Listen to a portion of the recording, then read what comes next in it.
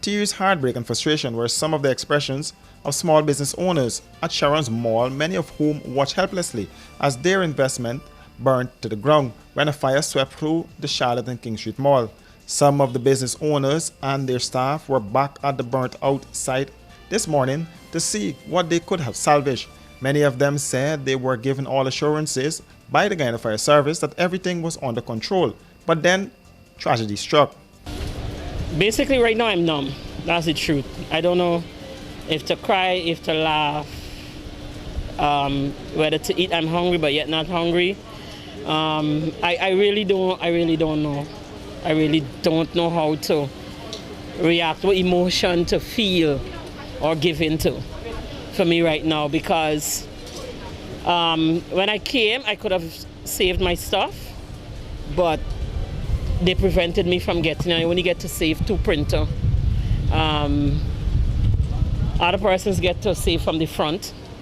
So I don't know. I don't know what to make of it right now. This is your years of investment? Yes. Only Monday and yesterday I bring in more stocks. I could have gotten out my stuff and other person, but they keep saying we have it under control. Everything is under control. Everything is that we got this under control. So you rest with that fact that they have it under control. For instance, the food lady from So that lost everything. She was going to bring out her bag with her sales and so on. And they told her it's going to be all right. Just vacate the building. Everything is going to be all right. But no, look where we are. This is the all right. Me standing here before you, very heartbroken, lost. I'm a mom, 3 kids I got to fend for.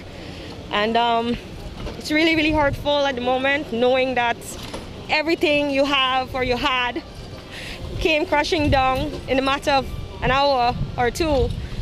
And it really, really hurts a lot. And what can I say? I got to start from scratch again.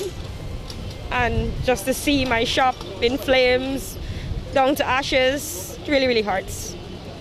But nevertheless, I really think the firefighters in the first inception, they could have done a better job. They were trying to save their stuff. So if they could have let us in on the Charlotte Street entrance, which is exactly opposite the High Court, we could have saved some of our stuff than being broken and lost right now. We're broken, we don't have any money, we don't have anything. We children at home, they see us grieving, crying, and nobody saying anything. We don't even know where the owner is at.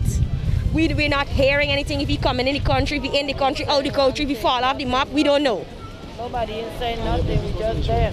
None of the stall holders in the mall, none of the tenants have insured their businesses, but what we know for sure, the building is insured.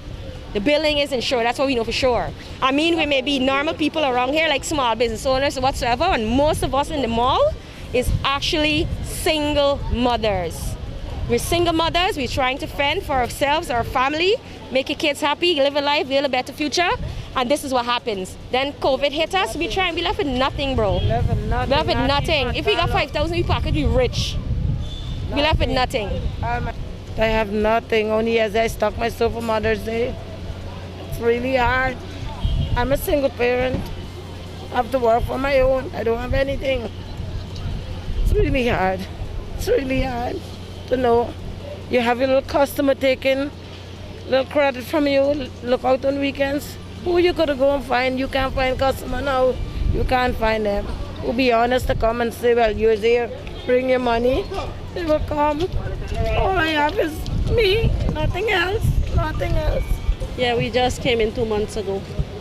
It's exactly 2 months. We built cupboards and countertop and put in, and then we stock up.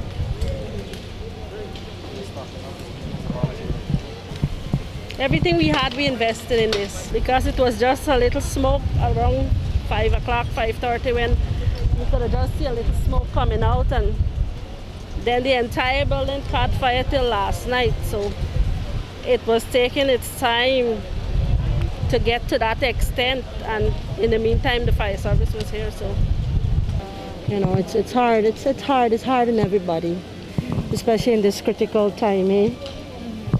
And the people that lost so much, everybody lost so much. Everybody lost so much. It's really hard.